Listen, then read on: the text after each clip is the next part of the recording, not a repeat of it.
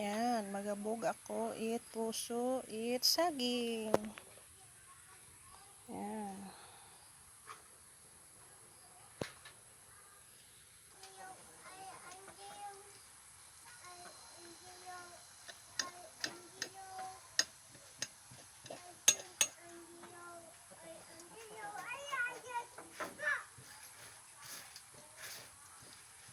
Para makaraw ga obra eat.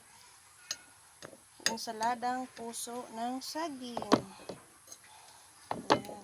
Yan, durog-durogin natin. Pasensya sa akong kusina, guba.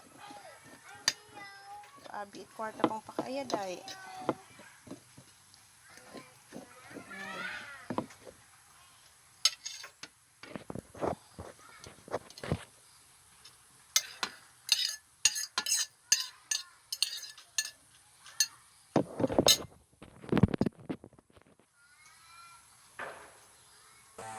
Ayan, tapos ko nang kuskusin lahat.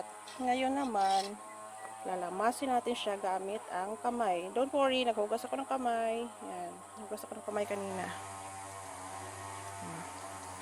Lalamasin natin para maging smooth. Ayan, kamayin natin. Ayan.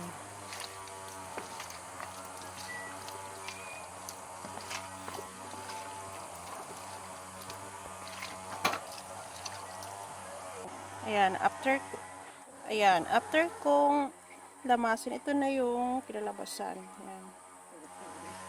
Okay na yan. Tapos, pipigain ko na lang yan.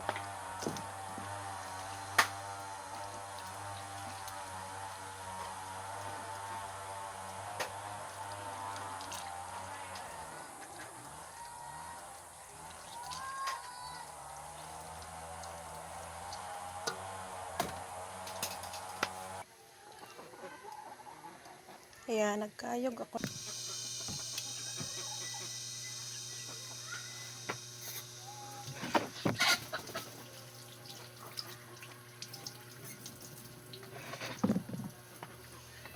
Dagdagan ko muna yung aking gata ng isang basong tubig. Yan, isang basong tubig. Yan.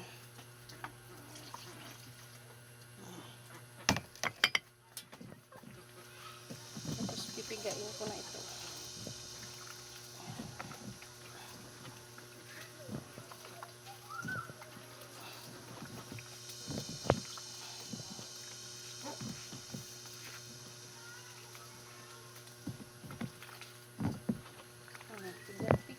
Pigain mo mabuti.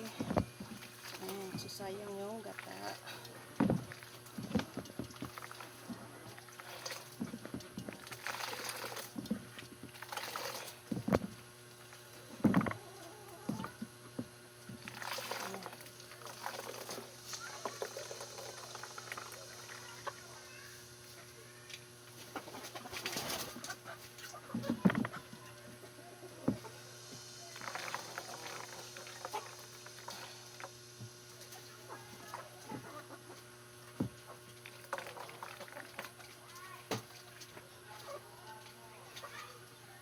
Tapos ibubuso ko na ang aking gata sa aking puso ng saging.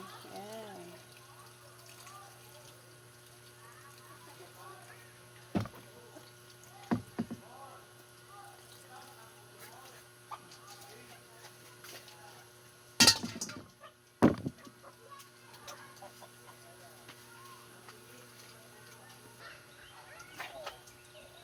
Ayan.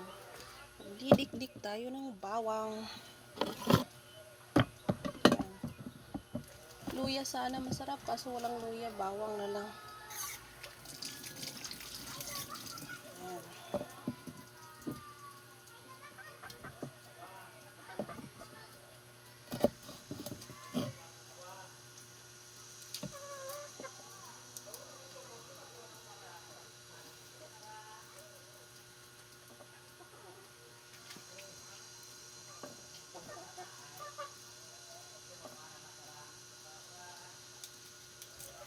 Masarap, maraming bawang, mabango.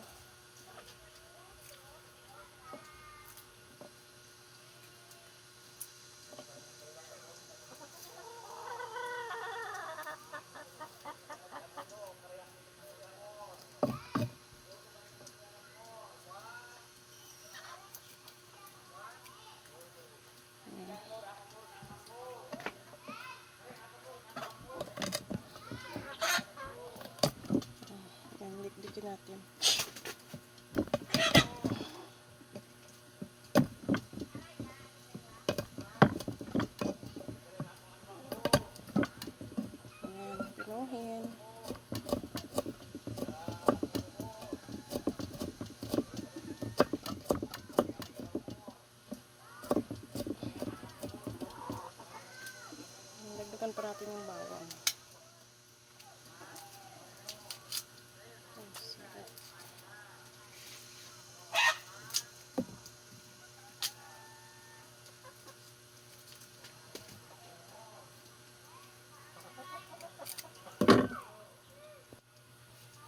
Ito na ang ating bawang.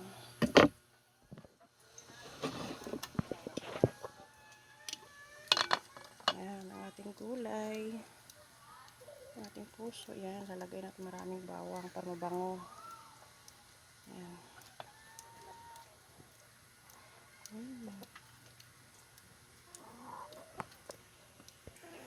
Ayan, isasalang lang natin. Pan natin para maisalang na. Ayan, isalang ko na. Tayo na lang nating kumulo. Tsaka maglalagay tayo ng suka, asin, tsaka ang betchin. Ayan, unti-unti nang kumukulo. Haluin natin para yung bawang maluto. Ayan. Haluin natin mabuti.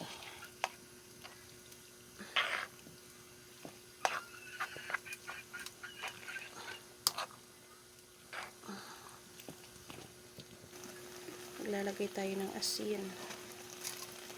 Tsaka betchin.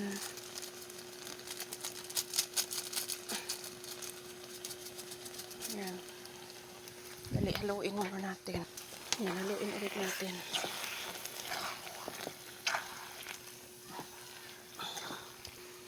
Ayan. Meron ako ditong sukang tuba. Yan yung papaasim sa ating insaladang puso ng saging. Yan. Yan, nagdagdag ako ng konting asin kasi medyo matabang pa. Konti lang.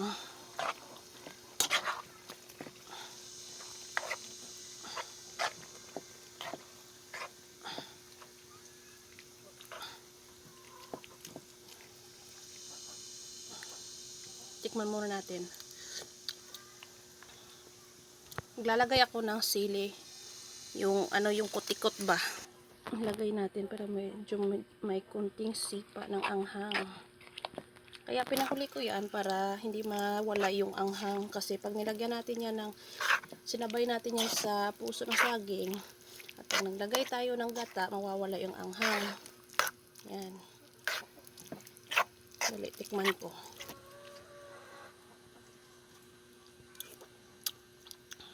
Okay na. Perfect.